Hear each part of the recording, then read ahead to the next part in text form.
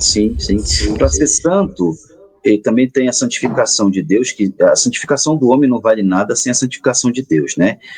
A igreja passa por todo um processo para fazer essa canonização de um santo, às vezes leva décadas, às vezes leva séculos, tá, para ser feito isso. Tem santo que levou séculos, né, para ser feito isso. Acredito que São Tomás de Aquino só foi santo depois de séculos, né? Porque a ideia deles foi muito debatida e teve muita resistência na época. Mas, enfim, leva um processo. Mas e a santificação por Deus? Padre Reus, que foi o padre que foi o guia espiritual do nosso profeta, ele não é canonizado pela Igreja Católica. Né? Nós sabemos que ele é santo através das mensagens e que Jesus disse que é santo.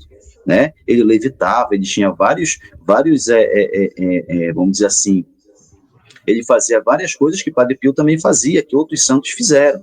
Né? Então, e o timbre de Deus, o selo de Deus para você ser santo, vem de quem? Porque o que ela fez? Quem que ela protegeu? Quem que ela salvou? Morreu por amor a quem? Morreu por amor a que irmão? É uma tragédia o que aconteceu. Ninguém está dizendo que não é uma tragédia, né? A pessoa foi assassinada, etc. Sempre é uma tragédia a perca da vida de um ser humano, tirado principalmente por outro ser humano.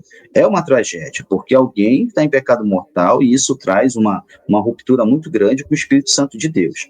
Agora, ser santo é ser santo nas coisas simples. Santa Diana Gogani foi santa fazendo as coisas de casa, né? Uma outra santa, para você entender a simplicidade de um santo, tá?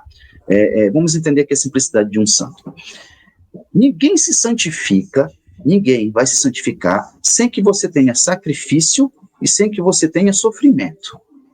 Tá? Eu não conheço nenhum santo na história da Igreja Católica que não fez sacrifício ou que sofreu muito. Tá bom?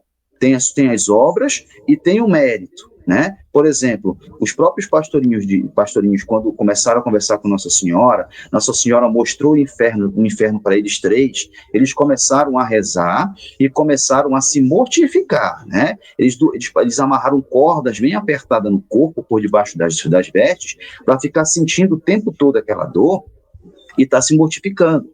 E eles entregaram esse sofrimento para Jesus. Nossa Senhora, em uma das aparições para os três pastorinhos, disse: Jesus acolheu com muito agrado o sacrifício de vocês, porém pediu para que não fizessem de noite, né? Que eles tinham que dormir, porque à noite eles precisavam dormir tranquilos para ter o dia árduo de trabalho, porque eles eram pastores, tinham digamos assim, uma atividade física muito grande, né? Então, para ser santo, não é de qualquer jeito.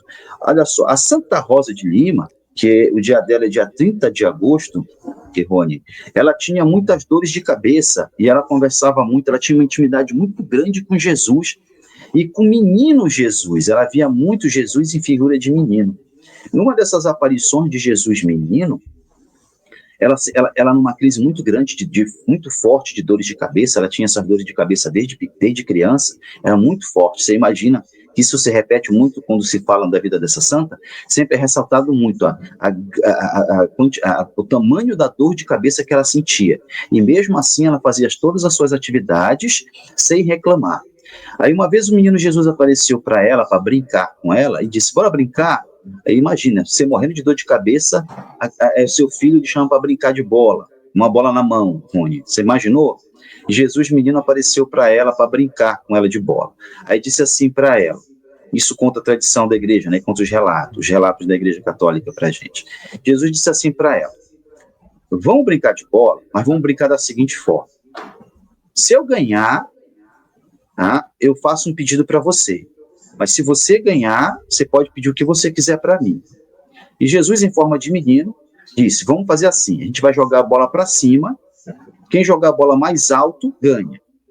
E Jesus pegou a bola e jogou com a força de menino, jogou para cima. Aí a Santa Rosa pegou a bola, jogou com toda a força dela, que imagina, com muita dor de cabeça, você não sente ânimo para nada, né?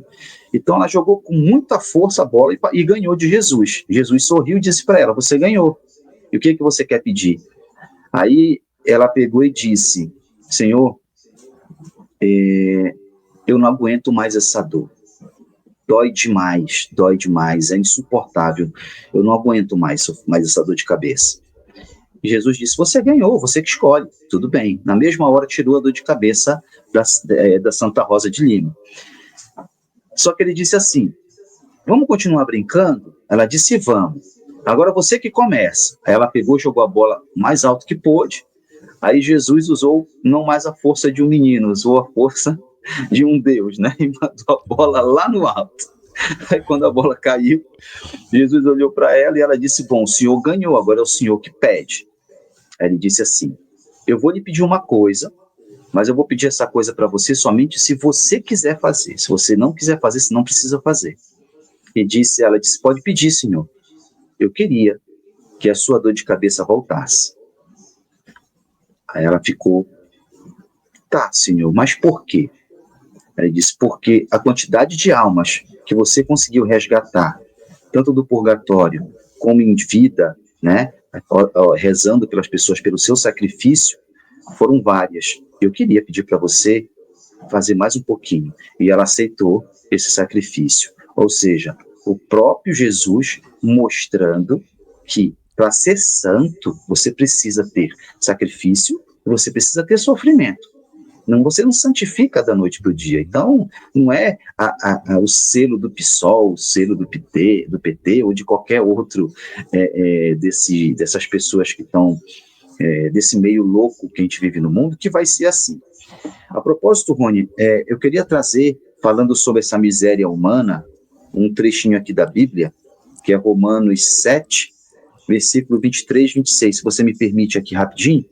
Sim, pode fazer. Que diz assim, tá? Sobre toda essa questão de bebê reborn, essa loucura, gente com saco na cabeça. Jesus diz assim, a Bíblia diz assim, Romanos 7, 23, 26. Assim, ó, na verdade, 22, tá? Comprazo-me na lei de Deus. Comprazo-me na lei de Deus, segundo o homem interior, mas percebo outra lei em meus membros, que peleja contra a lei da minha razão e que me acorrenta a lei do pecado que existe em meus membros.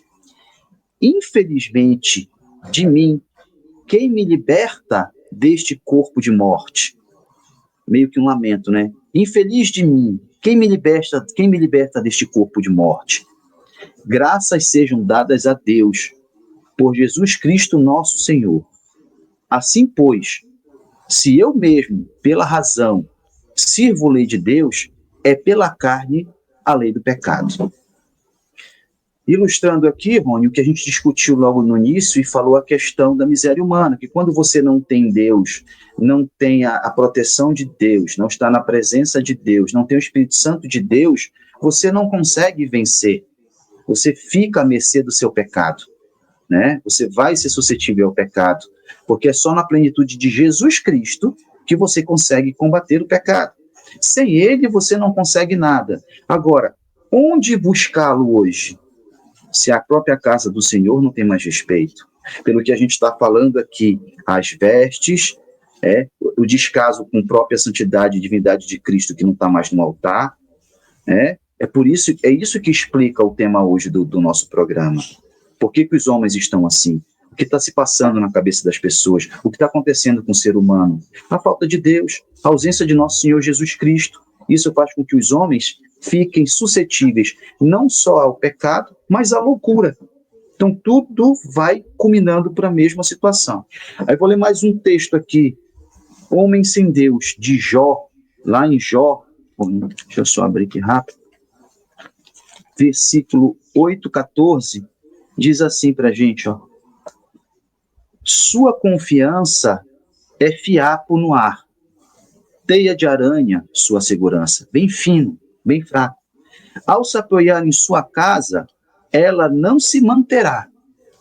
Quando nela se agarrar, ela não resistirá. O que esse texto da Bíblia também nos fala? A mesma coisa. Sem Deus, o homem não consegue nada.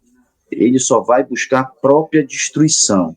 E sem Deus, nós somos nessa terra, o que Jesus disse na mensagem, somos apenas um vulto para ele. Nós só estamos passando, é uma coisa muito rápida e passageira que vai se perder na eternidade.